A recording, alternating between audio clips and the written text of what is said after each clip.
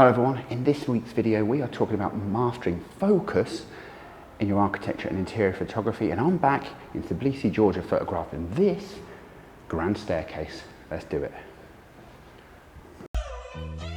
For those of you who don't know who I am, my name is James Kerwin, and this is me. I'm an architecture and interior photographer from the UK that is now based in Istanbul. I love shooting heritage, abandoned places, relics, ruins, hidden gems and ghost towns, as well as off the beaten path locations all around the world.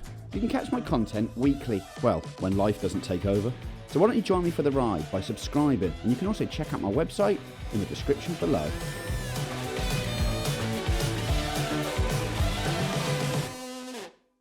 So to start off this video, we need to stress the importance of trying to get sharp focus and getting your focus correct in interior and architecture photography. End of the day, the lines in architecture are sharp, straight, rounded, curved. There's a lot of detail there. And if your images are focused in the wrong place or misfocused, which would be worse, then that is a recipe for disaster in architecture photography. So today we're going to look to avoid that.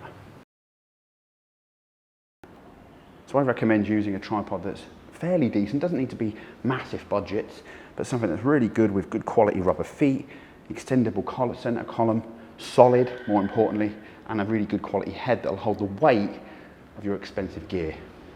That will help you as well to get good quality in focus images because, for example, if the tripod is poor quality, mostly plastic, it's going to slide around on the floor a lot. It's also going to be difficult to get into position. A quality tripod as well can also help for a number of other reasons when it comes to getting better interior shots, and that is you get a lot of vibrations, especially in these older buildings that I photograph in. Even someone walking up the staircase can cause some sort of vibration and mean that your focus is slightly out. Especially if you've extended the center column, it's going to be very difficult to get like in focus, steady shots if you've got a poor quality tripod. So yeah, get yourself a good quality tripod. This is a Benro Mark III. I've shot with it for years and years actually now. I'm using the Sunway Photo geared head up top. Trust me, they last for years. I think I've had this one now for 6 or 7, that long. In terms of gear, on the tripod at the moment, I've got the Canon RP with my 24mm tilt shift. Now, that would be fine in most conditions actually, in most setups. But on this staircase, it's not. I actually need my wide angle on which I'm filming. Nick that lens off that camera and use that on my Canon RP for this shot. I need a bit more height, and more importantly, I need more width than 24mm. So let's switch. For this shot, I've got to set up this tripod to get it leaning over the edge to get quality shot. So some of the tips I can give you to make sure that things are going to be more stable are as follows really. Spreading the legs nice and wide so they lock into position. You can see that on this section here. Popping it down into position and then testing the stability of the tripod. Here I'm actually going to lift it slightly to the front so it holds, so that the banister here holds the support to the tripod. I'm then going to push the back leg down and push it as flat against the floor so that now everything's nice and solid. With that, I'm raising the center column to give it some height. I'm going to push it in right into there so it's nice and solid. I'm actually going to put my foot there as well on my tripod to give it a little bit more support as I'm shooting, so I'm holding it in position. And then with my head pointing downwards like this, like so, I'm going to be in a position now where I can photograph exactly like I want to. Nice and solid, nothing's moving around here very easily. I can push it in a bit tighter to make sure nothing's moving. Most importantly, everything's nice and solid and in position right there. Next tip is to use the live view in the camera to actually position and line up your framing. Once you've nailed that, keep it on live view, use the magnifying glass and zoom on into a section of the image. I'm going to show you how to do that now in the back of this camera. What I'm then doing is using manual focus and actually using the lens barrel to focus the lens and get it nailed. I've focused on this image about halfway through the scene, but there is elements and layers to this image. There's elements that are closer to the front of the lens and there's parts of the image that are further away. So it's a difficult shot actually. So in this camera here, the RP, we basically use the info button to go from this screen to live view here. Of course, mirrorless camera. So now we've got the live view on, we need to make sure that our manual focus is activated on the lens of our camera. And that's found just here. You can flick it from autofocus, AF, to MF, manual focus. And of course, we're on a tripod as well. We also want to make sure that image stabilization is off, and on my camera it is. Just do that by using that switch there. So both of our image stabilization is off and our manual focus is on the lens. So let's jump into this camera and show you how to manual focus using live view on the Canon RP. It's the same on my R5 as well, by the way, very similar. So I'm in the back of the camera, you can see it here. Obviously I've changed my composition, but just to explain this kind of mirrorless camera, you basically just press the info button to get to live view, and you can do, it cycles through the modes basically.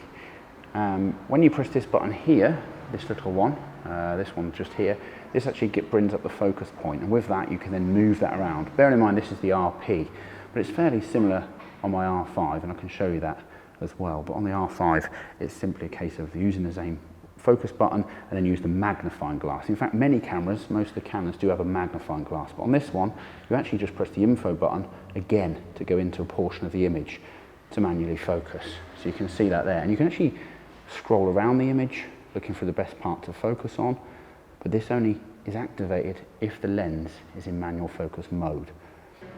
So what are the advantages of using manual focus, and that technique in particular in architecture photography? Well, it's to get precise focus in, especially if you're in low light environments on an older camera, to be able to get precise focus exactly to draw the eye where you want it to go in the frame. It can also help you with focusing. Some focus systems are old, so for example, if your camera is not one of the newest, latest and greatest cameras, it can really help you sort of in dark environments where there's sort of very low light and not a lot of contrast, be able to focus the camera correctly. Also, in that low light environment, sometimes the misfocus can happen whereby there's not that contrast that I just mentioned, and your camera's misaligned the focus slightly from where you want it. With manual focus, you're really kind of zooming in and nailing that focus exactly where you want it, leading the viewer's eye through your image. And in this case, that's going to work wonderfully well on the staircase.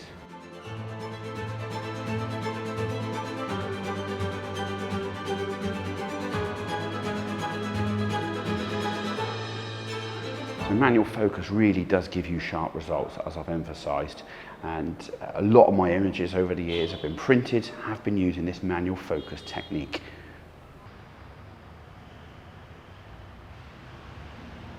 So when you've nailed your focus, of course, it always helps as well if your aperture is set correctly.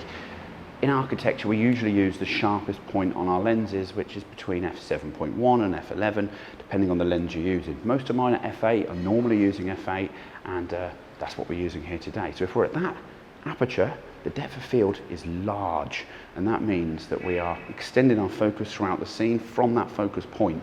So anything before that could be out of focus, and that's where we might have to focus stack.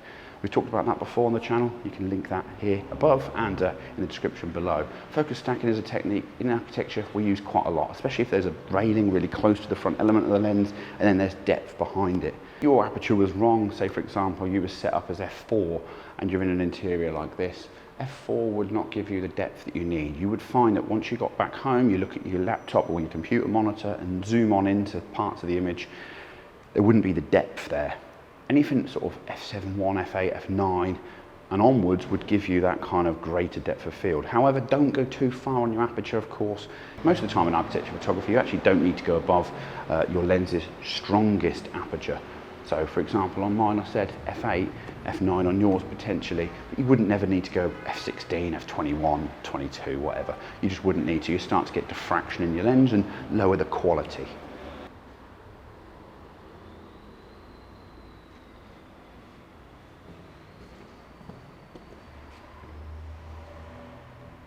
Another tip that I'm going to give you now while I'm shooting this scene here in front of me is that if you've got the ability in your camera to turn on focus peaking and then select a highlight colour, I would choose to do so.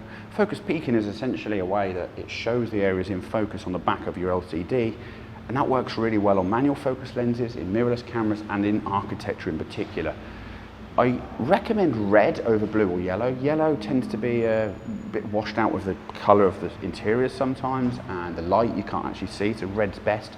Blue does work as well, but I do tend to go for red myself. It just shows on the back of the LCD which areas are in focus and which areas are not on that particular frame. So if I move the lens of the tilt shift, it will then change and alter what's in focus and what's not. I've got one more for you as well. There's also a little triangle that you can select on the Canon R5 that I'm using here. And the triangle has 2 points, pointing down and up. And when it's out of focus, they're apart. And when it's in focus, they go together and turn green. And you'll notice in this one, I use a tilt shift lens. Now, it doesn't change much to do with the focus. In fact, actually, it just makes it a little bit more complicated and layered, I would say, but it doesn't make the practice that I just taught you about and talked about any different. The difference here is I made a panoramic, top, middle and bottom.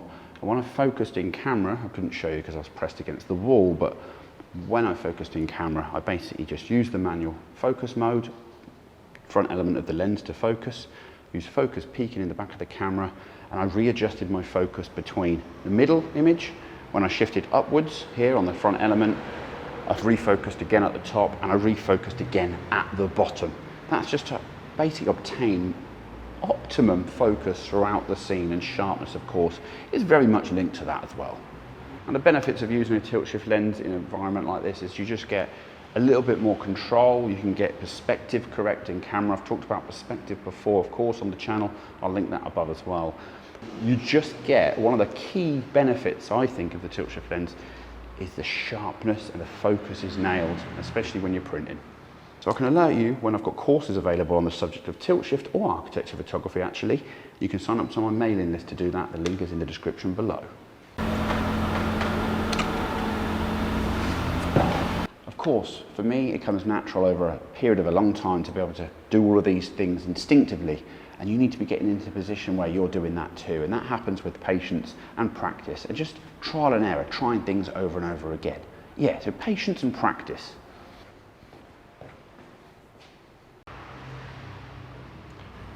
If you're new to a genre of photography such as architecture, then patience and practice, of course, plays an absolute huge role in that. Anytime you enter a genre or you're shooting a subject you're unfamiliar with, it's going to take time and a little bit of effort to get the best results. So just to quickly summarize then, choice of lens and camera, as well as manual focus, using your live view, focus peaking, and using a tripod most importantly, as well as patience and practice, and maybe the odd occasion using focus stacking. All of these things can assist you in getting nice in focus images in architecture. Okay, so that's me for this week. I hope you've enjoyed the video. Until next time, please do hit some comments and I'll come back to you below. And yeah, that's me out.